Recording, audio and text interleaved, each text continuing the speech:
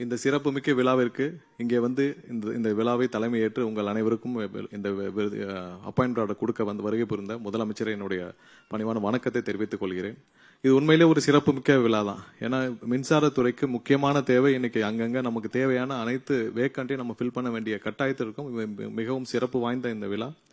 கடந்த ஒரு மாதமாக முதல்வர் தலைமையிலான அரசு எல்லா நிலைகளிலும் எல்லா முடிவுகளையும் மிகவும் சிறப்பாக முதல்வருடைய உத்தரவின் பேர்ல எடுத்துட்டு வரோம். அதன் ஒரு படியாக கடந்த சில வாரங்களுக்கு முன்னால் நான் ஒரு முக்கிய நிகழ்வை இங்க சொல்லணும்னு ஆசைப்படுறேன். முதல்வர் தலைமையில் அந்த ஆய்வுக் கூட்டம், நம்மளுடைய மின்சாரம் வாரியம் சம்பந்தமான ஆய்வுக் கூட்டம் நடைபெற்றது. சோ அப்போ வந்து நம்ம குறிப்பிட்ட முக்கியமான விஷயம், இந்த துறைக்கு 70,000 மேல வேக்கண்ட் இருக்கு. சோ அதுல வந்து 15,000 இந்த வருடத்தில் ஃபில் பண்ண வேண்டிய கட்டாயத்தில் இருக்குன்னு சொன்னோம்.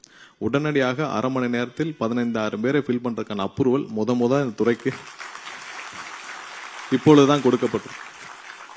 எவ்வளவுக்கு எவ்வளவு இந்த துறை வந்து மின்சாரத்துறை சீரழிக்க முடியுமோ அவ்வளவு அளவுக்கு கடந்த 25 வருஷத்துக்கு மேல சீரழிந்து கிடைக்கும் இந்த துறையை இப்ப தூக்கி நிமித்துறதுக்கான நேரம் வந்து விட்டது. ஏன்னா இப்ப விட்டோம்னா இந்த துறை இதுக்கப்புறம் சீரமைக்கவே முடியாது. ஏன்னா ஒவ்வொரு இடத்துலயும் நமக்கு இருக்கிற டிரான்ஸ்பார்மர்ஸ் எவ்வளவு இருக்கா, 4.5 லட்சம் டிரான்ஸ்பார்மர்ஸ் இருக்கா, அதுல 15-20% மேல நாளை நம்ம வெள்ள அறிக்கை இது சம்பந்தம் முழுமையாக தாக்கல் செய்வோம். 25% மேல 20 வருஷம் பழசு. இப்ப இருக்கிற சப்ஸ்டேஷன்ஸ் போதுமா? கண்டிப்பா போதாது. நமக்கு 250-300 சப்ஸ்டேஷன்ஸ் இப்ப இருக்கிற கொள்ளளவை நம்ம ஹேண்டில் பண்றதுக்கே தேவைப்படும். சோ இது மாதிரி ஒவ்வொரு இடத்துலயும் இன்ஃப்ராஸ்ட்ரக்சர்லயே நம்ம கஷ்டப்படும் நேரத்தில் நமக்கு 50% வேக்கண்ட் இருந்தா எப்படி இந்த துறையை ரன் பண்ண முடியும்னு உணர்ந்து உடனடியாக அன்னைக்கே 15,000 பேரை ஃபில் பண்றதுக்கான அனுமதி அளித்து இந்த வருடத்திற்குள்ள நம்ம 15,000 பேர் வேலைக்கு எடுக்க போறது. முதல்ல இது வந்து 25-30 வருஷத்துல இது வரைக்கும் நடந்ததே இல்லை. இந்த துறையில ஒரே வருடம் 15,000 பேரை வேலைக்கு எடுக்க போறோம்.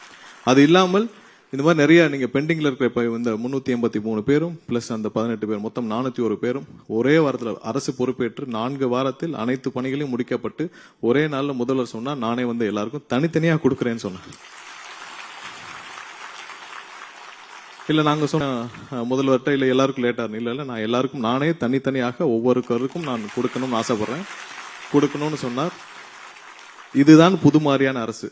இப்படிதான் இந்த அரசு இருக்கும். பெயரளவுக்கு எதையும் செய்ய மாட்டார் முதல்வர்.